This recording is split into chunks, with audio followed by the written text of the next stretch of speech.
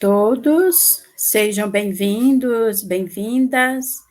Estamos aqui na nossa aula sobre a Constituição Federal, o artigo 5º de 1988, a Constituição Federal.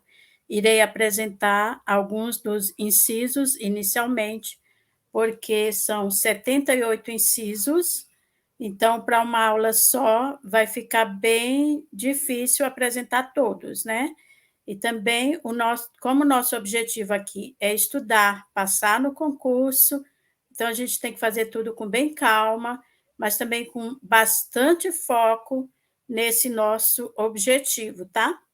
A gente vai precisar tirar alguns minutos de estudo do nosso dia, reservar para aquele período um momento de estudo, para que a gente tenha uma dedicação, porque muitas vezes uma aula curta não vai trazer toda a informação que a gente quer. A gente vai precisar mesmo tirar um momento para estudar, tá? Eu me chamo Mardônia, eu já falei, né?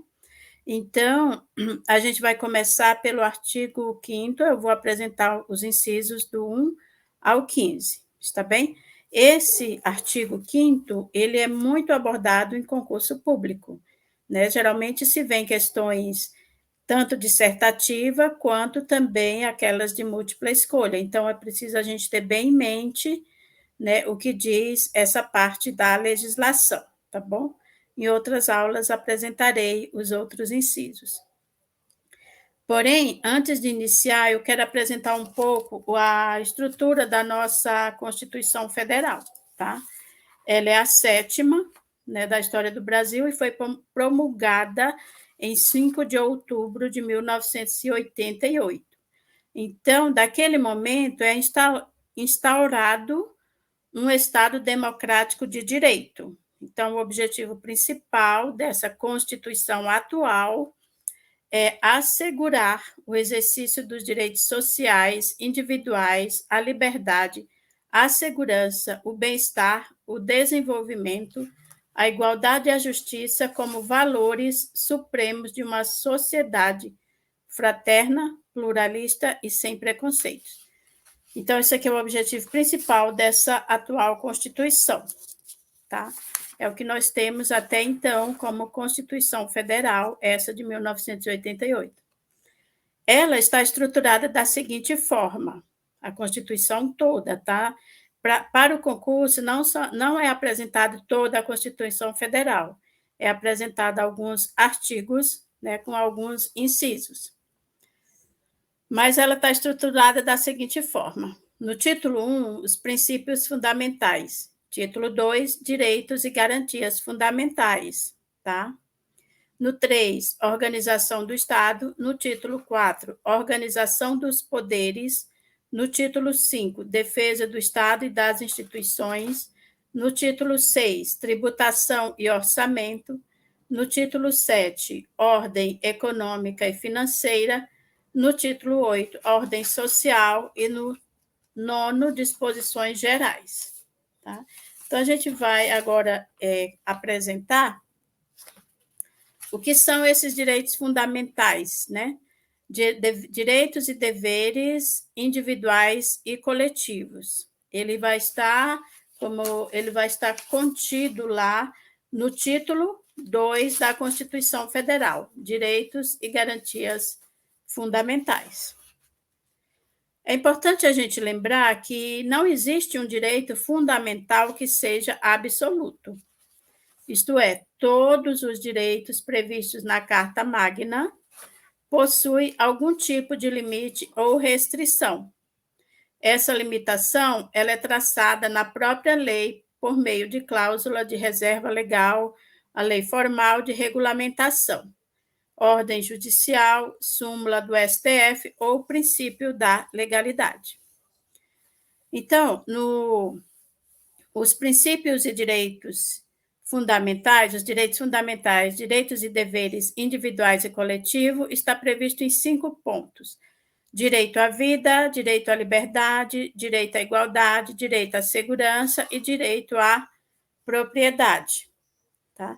Aqui no slide 2, ele apresenta a redação principal do artigo 5º. todos são iguais perante a lei, sem distinção de qualquer natureza, garantindo-se aos brasileiros e aos estrangeiros residentes no país a inviolabilidade do direito à vida, à liberdade, à igualdade, à segurança, à propriedade nos termos da Constituição. Tá? Aqui ele enfatiza a questão dos estrangeiros residentes no país. Porém, um pouco mais para frente, vai dizer que os estrangeiros, independente de ser residentes no país, eles também têm os mesmos direitos, tá? Há esses 5 direitos fundamentais aí previstos. Então, no inciso 1, ele vem dizer que homens e mulheres são iguais em direitos e obrigações nos termos da Constituição. Interpretação material, os desiguais são tratados de forma desigual na medida de sua desigualdade. Isso aqui não significa uma questão de injustiça, de preconceito ou alguma coisa nesse sentido. Aqui nos exemplos a gente já percebe licença gestante, cotas, aposentadoria, idoso, pessoas com deficiência. Aqui a gente observa a concepção de equidade, tá? Porque, por exemplo, um idoso, ele vai ser tratado de forma desigual a um adulto, a um homem adulto. Ou uma idosa vai ser tratada de forma desigual, não com preconceito, não com discriminação, mas por uma questão de fazer justiça, de favorecer uma melhoria na vida dessa pessoa, essa pessoa vai ser tratada de forma desigual em relação a uma pessoa jovem adulta, né? Porque os interesses aqui são outros e as necessidades outras, não é? Mesmo caso aposentadoria, homem se aposenta com uma certa idade e mulher com uma certa idade, né? Aqui quando diz, né? Primeiro diz que são todos iguais, porém apresenta alguns aqui pontos de desigualdade, mas não significa dizer, como eu já falei aqui, uma questão de preconceito ou de discriminação. Não, não é nada disso. É uma concepção de equidade. No 2, ninguém será obrigado a fazer ou deixar de fazer alguma coisa, senão em concepção de virtude de lei. Aqui entra o princípio da legalidade. Ninguém será submetido à tortura nem a tratamento desumano ou degradante. Do 4 ao 9, ele vai tratar das questões de livre expressão, tá? Livre a manifestação do pensamento, sendo vedado o anonimato. Ou seja, eu posso pensar e falar o que quiser, porém eu preciso me identificar, tá? Eu preciso assumir também aquilo que eu estou falando para não ferir a liberdade e o direito do outro, ou até depreciar o outro ou desmoralizar o outro, tá? No 5, é assegurado o direito de resposta proporcional ao agravo, além da indenização por dano material, moral ou à imagem. Aqui a gente já observa que essa livre manifestação do pensamento, se ela não é respeitada com relação ao outro, ela pode acabar virando aí um caso de indenização, um caso de dano moral, né, com relação à pessoa. É inviolável a liberdade de consciência, de crença, sendo assegurado o livre exercício dos cultos religiosos e garantida na forma de lei a proteção aos locais de culto e às suas liturgias. Aqui vem o direito, né, a questão da liberdade de fé, de confissão religiosa, né? O Brasil é bastante plural nesse sentido de religião, então é assegurado esse direito à liberdade de consciência, de crença. Aqui no 8, ninguém será privado de direitos por motivo de crença religiosa ou de convicção filosófica ou política, salvo se as invocar para eximir-se da obrigação legal de a todos impostas e a recusar-se a cumprir a prestação alternativa fixada em lei.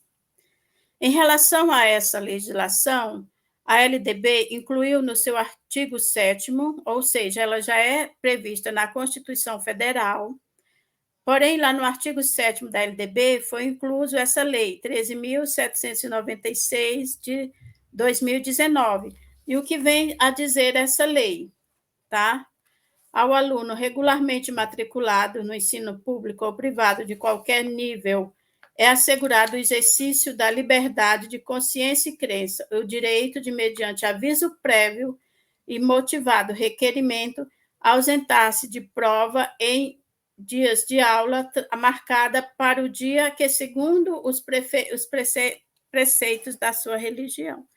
Então, nesse dia aqui, esse aluno, ele poderá se ausentar, ele poderá não fazer a atividade ou a prova que está prevista para aquela data. Porém, o que vai acontecer? Ele tem que avisar com antecedência, ele tem que fazer um requerimento com antecedência. Ele será isento de fazer essa atividade, essa prova, junto com os demais, ele será isento sim, né, no dia que foi marcado lá para os demais. Porém, ele terá que fazer em um outro momento. Ele vai ter que apresentar essa atividade, essa prova, sem o prejuízo, né, de nota ou de alguma coisa, tá? No 9, ele diz: é livre a expressão de atividade intelectual, artística, científica, comunicação, independentemente de censura ou licença. No 10, são invioláveis a intimidade, a vida privada, a honra, a imagem das pessoas, assegurado o direito à indenização, dano material ou moral decorrente de sua violação. No 11, ele vem falar da casa, né, que é o asilo inviolável, ninguém podendo penetrar nela, a não ser por um motivo justo, por uma questão de desastre. Aqui ele vem apontando outras coisas. Eu vou deixar para vocês lerem com bastante calma na íntegra, e aí já vai percebendo que essa legislação toda fala das nossas realidades, né? Agora, no 12, é inviolável o sigilo das correspondências, das comunicações telegráficas, de dados e das comunicações telefônicas, salvo, no último caso, por ordem judicial, nas hipóteses e na forma que a lei estabelecer para fins de investigação criminal ou instrução processual penal. Aqui a gente, às vezes, está ouvindo nos noticiários, vocês já devem ter percebido, que ele diz, né, que às vezes no noticiário policial, alguma coisa, investigativo, diz que foi quebrado o sigilo telefônico de alguma pessoa importante aí. Então, isso ocorre por ordem judicial, né, nas necessidades de investigação, de processo, né, como está aí. No 13, é livre o exercício de qualquer trabalho, ofício ou profissão, atendida às qualificações profissionais que a lei estabelecer. Ou seja, qualquer pessoa pode trabalhar, montar o seu emprego, sua empresa, o seu ofício, né? Porém, atendida às qualificações profissionais que aquela pessoa tem, que aquela pessoa desenvolveu, que aquela pessoa estudou, se formou para aquilo, né? Alguma coisa nesse sentido.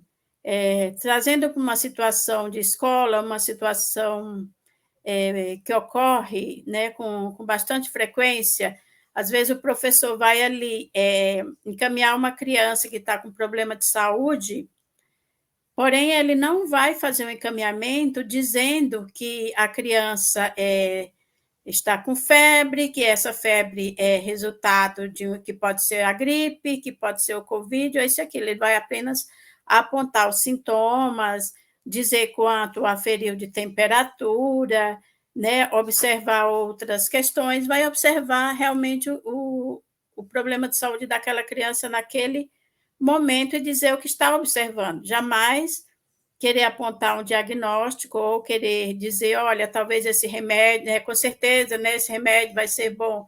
Não, porque o professor, a não ser que ele seja um médico, aí sim ele poderá diagnosticar e dizer o que realmente a criança tem no encaminhamento para outro médico. Em outro caso, não, ele vai apenas observar e registrar as suas observações. Tá? No 14º aqui é assegurado a todos o acesso à informação, resguardar o do sigilo da fonte quando necessário ao exercício profissional. Então, no 15º, é livre a locomoção no território nacional em tempos de paz, podendo qualquer pessoa, nos termos da lei, nele entrar, permanecer ou sair com os seus bens. Tá? Então, a princípio, aqui, essa aula, né, desses 15 incisos, né, esse artigo 5º, ele tem aí 78 incisos, né, mas, e a gente vai ver todos esses 78, porque como ele é bem cobrado e ele é citado na bibliografia dos conhecimentos gerais, todos os incisos, então a gente vai ler, e à medida que o nosso curso vai prosseguindo, depois a gente apresenta simulados e para a gente testar aqui os nossos conhecimentos. Por enquanto, muito obrigada e até a próxima aula.